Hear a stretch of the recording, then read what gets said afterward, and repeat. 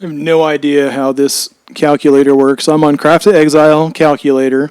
I can click movement speed under prefixes. I could click a suffix and add the suffix, no problem.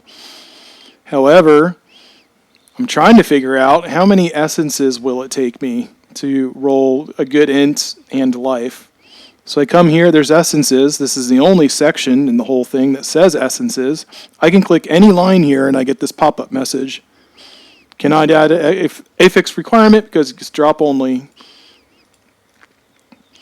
This is the one I want. This works in the emulator. I can click it. In fact, let's duplicate this tab. Go to emulator. Create a new item. Let's make some boots. Strength dex. Two-tone boots. Looks good. Proceed. And I will go to essence. And I will go to,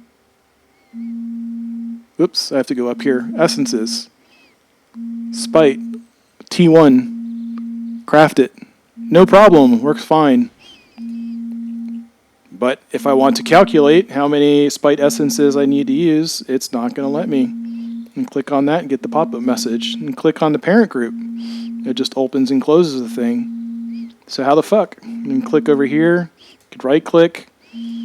Nothing seems to work. How do you use this thing?